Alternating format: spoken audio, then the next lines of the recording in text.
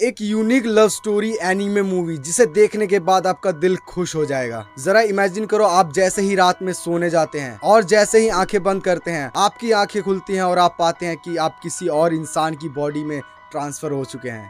और अब आपको समझ नहीं आ रहा है कि ये एक सपना है या सच में कोई हकीकत। हाँ, तो मैं अमित आज आपके लिए ऐसी एनीमे मूवी सजेशन लाया हूँ जिसे लाइफ में एक बार तो आपको जरूर देखनी चाहिए। इस एनीमे मूवी की शुरुआत होती है जब एक हाई स्कूल स्टूडेंट मित्सुहा नाम की लड़की जो एक छोटे से गांव में रहती है, वो अभी सोकर उठी ही होती है और हमें यहाँ दिखाया जाता है कि कैसे वो अपने ही शरीर के साथ खेल रही होती है। पर ऐसा क्यों? आगे हमें दिखाया जाता है कि मित्सु अपने गांव को बिल्कुल ही पसंद नहीं करती है और वो चाहती है कि काश वो किसी लड़के के शरीर में पैदा हुई होती और किसी बड़े शहर में पैदा हुई होती। और न जाने कैसे देखते ही देखते उसकी ये ख्वाहिश पूरी होने वाली है। इस एनिमे में हमें आगे दिखाया जाता है कि मित्सुआ रात को जब सोने जाती है और जैसे ही आंखें बंद करती है, किसी और इंसान के शरीर में आंखें खुलती हैं उसकी, और जिसके साथ उसकी सोल स्वैप हुई होती है। उस बंदे का नाम होता है ताकी। और साथ ही साथ हमें यहाँ दिखाया जाता है कि कैसे ताकी की भी सोल मित्सुआ की बॉडी में ट्रांसफर हो चुकी है, स्वैप हो चुकी है। और ये दोनों शुरुआत के कुछ रातों के बॉडी स्वैप को अभी तक सपना ही समझ रहे होते हैं, लेकिन उन्हें ये समझ नहीं आ रहा होता है कि कैसे वो सारी चीजें इतनी रियल थी।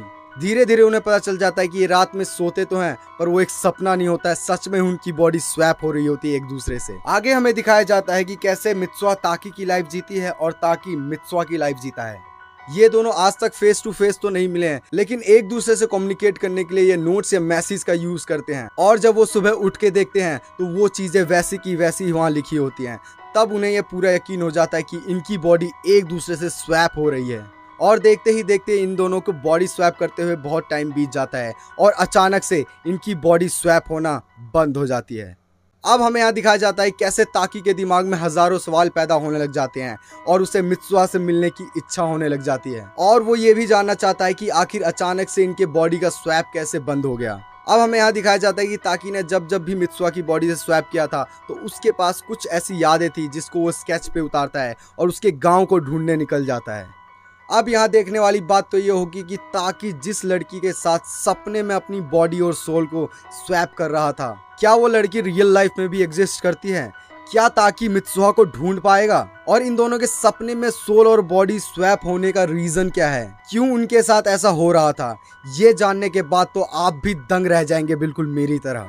अब ये सारे सवालों का जवाब ढूंढने के लिए तो आपको ये अमेजिंग एनीमे देखनी पड़ेगी जिसका नाम है योर नेम। तो जाइए, देर किस बात की है? और ऐसे ही अमेजिंग एनीमे मूवी सजेशंस के लिए मुझे फॉलो एंड सब्सक्राइब करना मत भूलना।